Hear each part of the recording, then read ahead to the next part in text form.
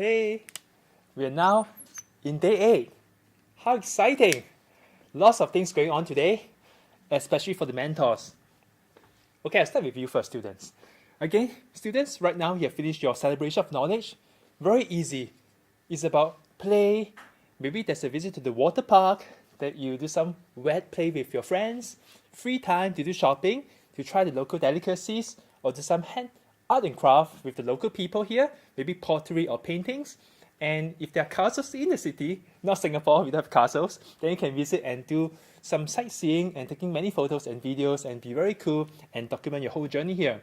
Now for mentors, again, it's really hard work.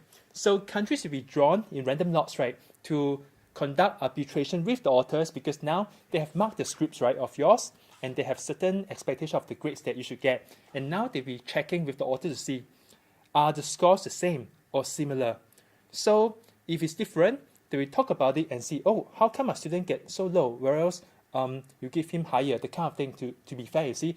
And sometimes it could be really cultural because of language kind of thing. So I would say that, when you answer your questions, please try to use lesser words coming from language, because the local authors, they only recognize English, to be fair to everybody.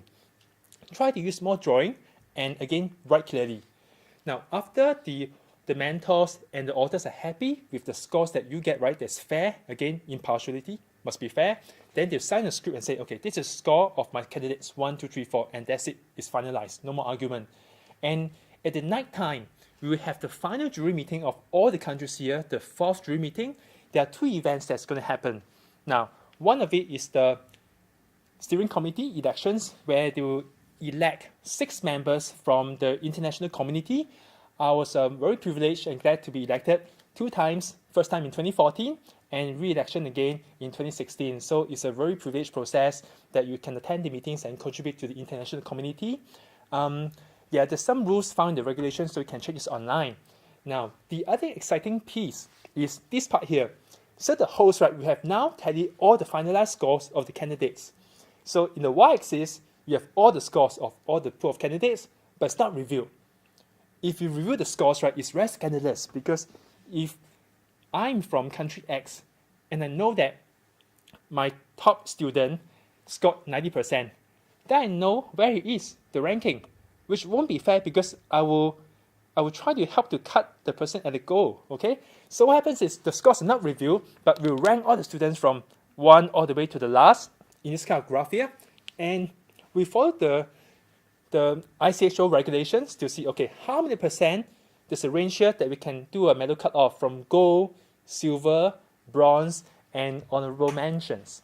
So we tend to examine the part that has a very big gap and see where's the good place to cut between gold and silver. Where's the place to cut between silver and bronze? Again, these numbers here, there's a range associated with the guideline. So check the guideline to be assured. Now, this process is very exciting, because sometimes you see emotions flying around, that people tend to be more generous and say, hey, let's give more gold or more silver. But I'm not sure whether it's a good thing to do, okay?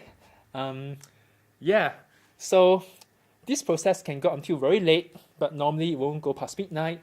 So very exciting jury meeting, because you see who are the newcomers, the new faces for the steering committee elections. At the same time, right, we will know whether we have some feeling in ourselves to know whether our students get 4 gold, 3 gold, a bronze, or whatsoever.